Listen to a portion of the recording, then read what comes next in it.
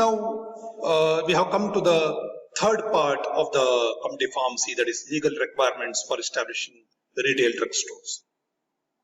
Here in this session, we'll be trying to understand what all the legal requirements for the establishing the retail drugstores.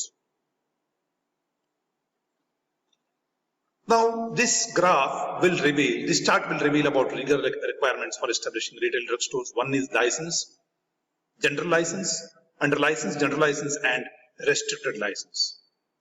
And staff means the persons who are required. One is the selection of staff under staff selection and the compensation for the staff.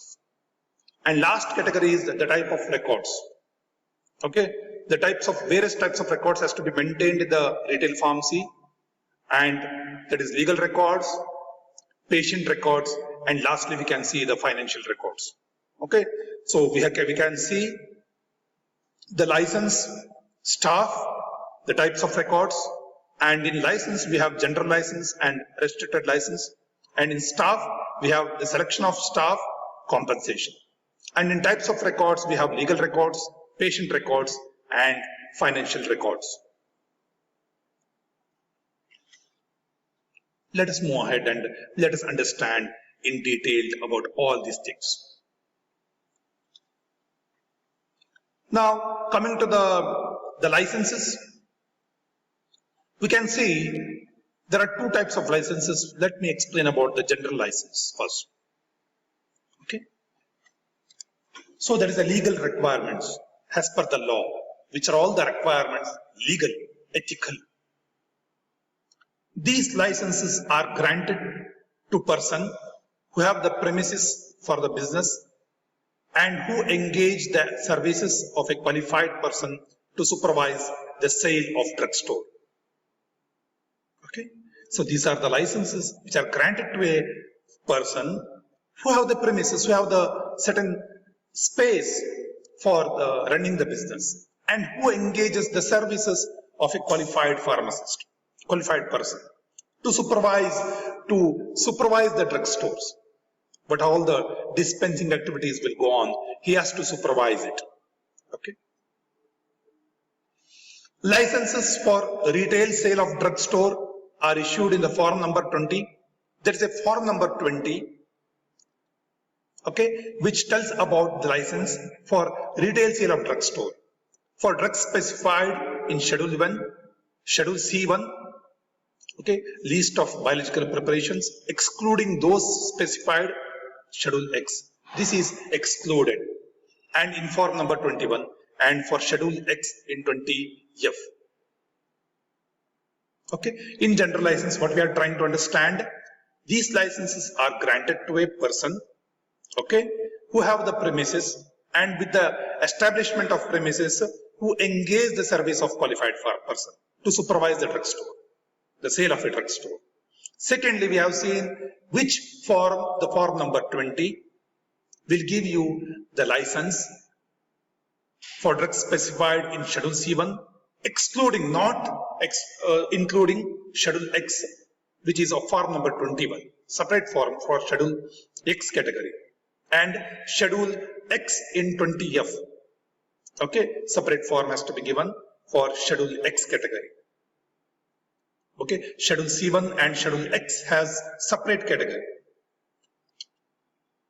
They have to take separate licenses for these, for the sale of drugs. Now, we'll go and we'll try to understand the conditions for general license. We are saying the license should be displayed in the prominent place, in the part of premises open to the public. So, whenever the public is making an entrance to the committee pharmacy, whenever he is entering the premises of the pharmacy, it has to be neatly displayed, and the public or the any kind of person who is a authority person like drug inspector, he should understand this is the license which has been displayed on the wall. Okay, the license should comply with the provision of Drugs and Cosmetics Act and Rules 1940. Any change in the staff should be reported to the licensing authority within 1 month. Any change, it has to be notified, and it has to be reported to the licensing authority within 1 month. Nextly, the precaution prescribed by the licensing authority for the storage of Schedule C and C1. Both the storage for Schedule C and C1 should be observed. And what all the precautions prescribed by the licensing authority has to comply with the precautions prescribed. And for the sale of additional categories of drugs listed in Schedule C1 and excluding X, the license must take prior permission of the licensing authority. See, what we are telling is that very simple. As per the Schedule N speaks about the list of minimum requirements to run a retail pharmacy, which are all the area. We have discussed that thing. Secondly, we have moved further and we have understood that there should be a license and form number 20. And again, there are separate forms for Schedule C1, C and C1 and Schedule X categories. Okay. Whenever you are selling any category of Schedule C and C1, you have to take the licensing authorities and you have to conform, and all the precautionary methods has to be taken while dispensing Schedule C and C1 drugs. And it has to be dispensed as per the rules and regulations. Okay. Now coming to we have seen the general license. Now we will see and we will try to understand the restricted licenses now. The licenses for the restricted sale of drug other than those specified in Schedule C1 and X are issued in the form number 20A and 21A respectively. That is for Schedule C1 and X, 20A and 21A. Conditions for the restricted licenses, which are all the conditions apply for restricted licenses. Drugs should be sold in the original container. License should be complying with the provision of Drugs and Cosmetics Act and rules. He is always strict to the principles of good dispensing practices. Comply means he is always adhered to the provisions of Drugs and Cosmetics Act and rules. Drug only purchased from a duly licensed dealer, good dealer who is a registered stockist or wholesaler. The licensor must have adequate premises equipped with facilities for proper storing of all the medications. That completes the general license and restricted license, Schedule C and C1 and X category of drugs. Now we shall move on to the personal staff. Okay.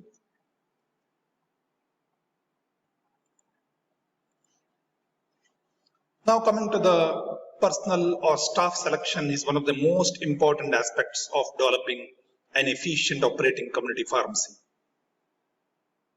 So the personal or staff selection is one of the important category, and it has to be done very efficiently because all the community pharmacy, the management principles lies over there.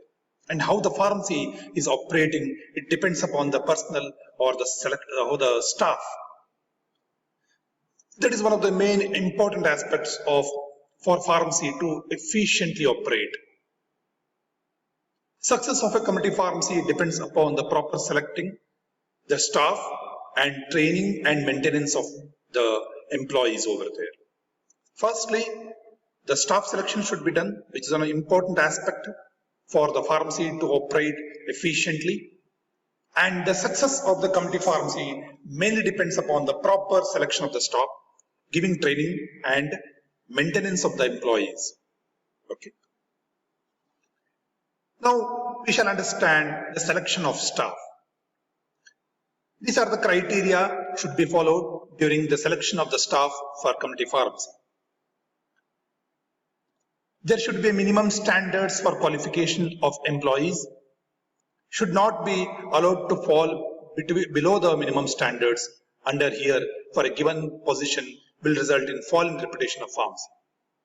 As per the Drugs and Cosmetics or the Pharmacy Act has given the minimum education or qualification for employees the diploma in pharmacy. And his name, he has to undergo 500 hours of training and his name has to be registered in the state councils, state pharmacy councils. Then only he is called to be as registered pharmacist. And selection criteria is mainly depends upon the qualification, skills and training. And if he is not following these guidelines, then the reputation of the pharmacy may come down. It results in a very bad image, creating a bad image in the society. Overhiring means superior people should not be hired for inferior jobs. This type of selection may result in an adverse effect on staff morale and efficiency. So overhiring should be not done, because for particular jobs only the particular category and particular qualified persons are required. If you are hiring only dispenser as a PharmD or a dispenser for the very highly qualified, you are showing some kind of disrespect. That results a very kind of adverse effect on the morality of the staff. The morality of the staff is reduced. The efficiency of the staff is reduced, because you are degrading the staff. For the proper selection of the staff for a specific job, the manager should develop a job description and a job specification for each position in pharmacy. It happens in a very big pharmacy. Okay, a proper person should be selected for a proper job, for a specific kind of job. And it becomes all the tasks will be handled by the managers. The manager will have to describe the job and he has to specify the job, that is job specification, which all the criteria for requirement of the position. This job description should contain all the details like scope of the job, its relation to the other jobs, working hours and pay scale. It has to be told without hide and seek. There should be clear and transparent when telling all these categories, whether the scope of the job, the time, working hours, how many hours he has to work over there, and pay scale and other remunerations given to him. It prevents misunderstandings about the nature of the duties of a particular kind of job. Promotion within a pharmacy staff may be appropriate. Any other things, promotions, remunerations and other things, and increments, bonus and all those things which has to be revealed to the staff, and it should be in the appropriate manner.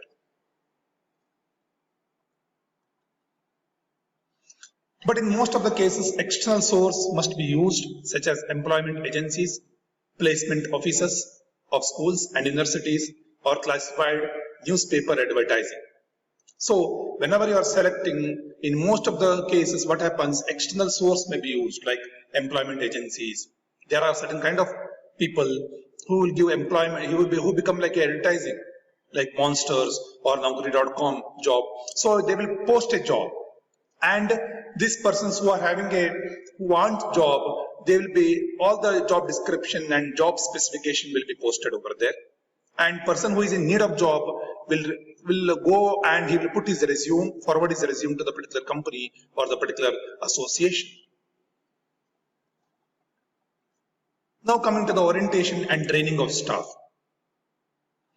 After proper selection, its next step is the training of the employee. The employees has to be trained properly. Whenever you give the training, and they will become skilled enough to handle the drugs. So whenever they become skilled enough, it increases the productivity and reduce employee turnover.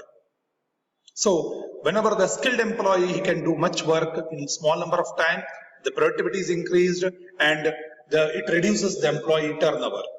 Okay, the turnover is increased.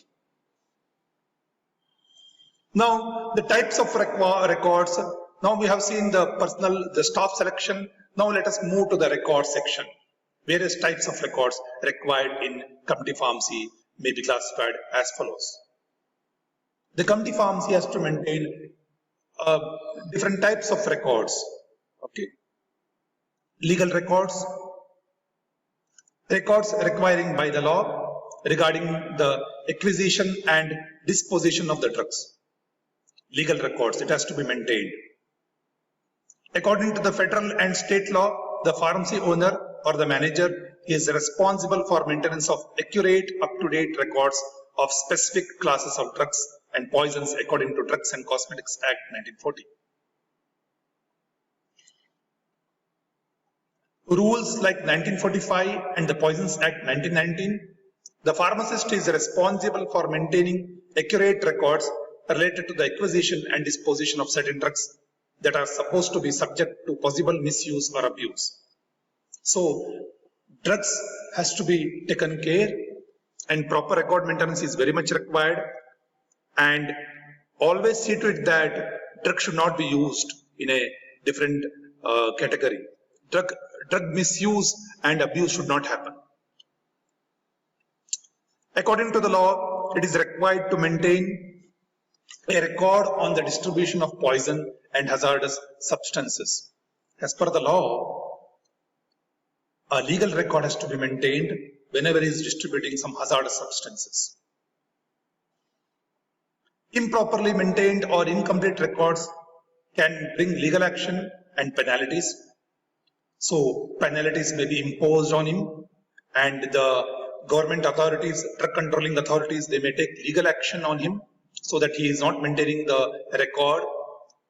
Incomplete or improper maintenance of records will bring very bad credibility to the pharmacy. Bad credit to the pharmacy. Now coming to the patient records, we have seen first legal records. Now coming to the patient records, the records regarding about the patient's utilization of the drugs, how the patient is utilizing about the particular drugs. Okay. To include patient's drug histories, those type of records are maintained, although the format of records may vary according to the basic ideas of establishing a record. It may vary from one company or one pharmacy to other pharmacy. The basic idea is to maintain the patient records, whether it may be the drug histories or whether it may be any kind of allergies he is exposed after taking that drug. Many things will be there. Many things will reveal about when you see the patient records. Records may be based on family unit basis that allows the pharmacist to monitor the drug usage of each member of the family. It provides basic information about kinds and amounts of drugs being taken by average patients, which helps in reducing the problems associated with drug interactions and individuals' idiosyncrasies to the drugs. These records also serve in economic purposes as source of information for insurance claims and for income tax deduction for the patients. So, record maintenance is very, very important. And patient record maintenance, PMR, patient medication record maintenance is very, very important. Many things we can reveal, the pharmacist is going to understand about maintaining the patient record. Okay, any kind of adverse drug reactions has been taking place in the patient. Any kind of drug-related problems like drug interactions or individual idiosyncrasies because of drugs. Drug-related effects has been taking place. If the record maintenance is not there, it becomes very, very difficult. So proper maintenance of record is very, very important. Even after that, these record maintenance can also be used for economic purposes, for claiming the insurance and for tax deduction, income tax deductions. Now coming to the compensation. The main problem which we can see in many companies or in any associations is retaining good employee. Getting good employee itself is a very great thing, difficult thing, and retaining the employee is still more difficult. So how we can retain the employee? By compensation, by giving him good bonus, increments that makes the employee to adhere to the institution, to adhere to the company, to adhere to the working place for many longer number of times. Adequate compensation is necessary not only to retain employee but also to encourage them to work towards the overall goals and objectives of the pharmacy.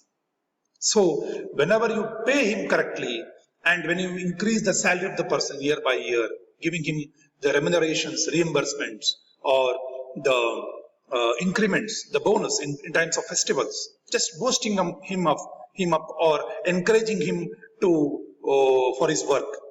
That becomes like a motivating, and he stick to the principle. He stick to the principles of he will work for a longer period of time in the company because he will be motivated and he will love to work in that company or in particular pharmacy.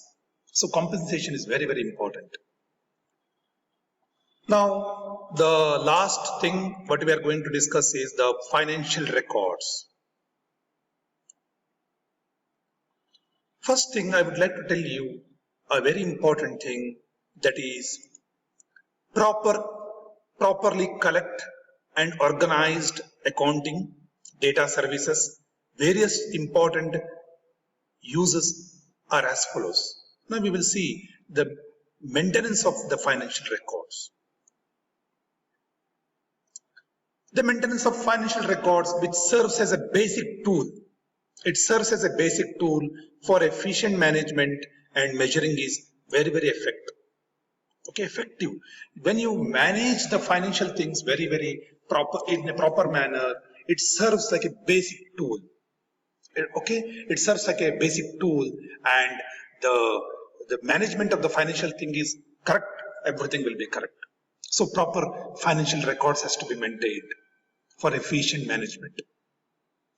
For making sound decisions regarding about future money needs, inventory requirement, personal matters, and expansion of the facilities. For whatever it may be the thing, okay, whatever it may be the thing, any decisions if you want to make, regarding about the where to put the money, inventory requirement, which all the goods has to be ordered, procured, any personal matters, or expansion of the facilities. Now, the pharmacist, what he will do?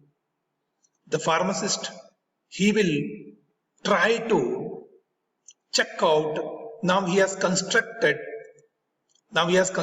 one pharmacy. Okay, he has constructed one pharmacy now. Now he want to construct one more pharmacy. He has constructed already one pharmacy now. He want to construct one more pharmacy. He want to construct one more pharmacy. That is expansion of the business, expansion of the facilities. So one pharmacy is there. He want to build up one more pharmacy. For all these things, how much money he has to invest, which all the personal matters that is disturbing or which is required for taking sound decisions regarding about future money needs for expansion or such requirement, which all the inventory has to maintain. Everything has to, inventory means the list of goods or the money, itemized list of goods. Now, in evaluation of past operations, controlling current operations, and providing information for planning and forecasting the future aspect, again, you have to maintain the financial records. Analyzing the revenues and expenses. Now you want to analyze the revenues. How much revenues you got from the, how much revenue you got from the business? What are the expenses incurred to that one? Okay. Which all the expenses incurred to you? Which all the expenses which is incurred to you? You have to keep the records, the financial records. Then only you'll come to know this much has been expenses, this much we have earned, this much is the total turnover. In this turnover, this is the profit. Okay. Measuring the return on investment. You can measure the return. You can measure the return on investment. Okay. How much return you got on investment, on investing the things. Providing the required information to the potential grantors, credit and loans, as well as federal, state and local government agencies regarding about income and business taxes. See, this is very, very important. I'm telling you, this is very important. For all these things, see, whenever if you don't have the maintenance of financial records, you are how much business you do, how much you pay the tax, that is the professional the business, the tax, what is the income returns, everything the government is asking now. Where is the record? Nothing is there. It is liable for punishment. Okay. Whenever you take the credit, whenever you take the loans, all these things you have to have the proper financial record maintenance. Okay.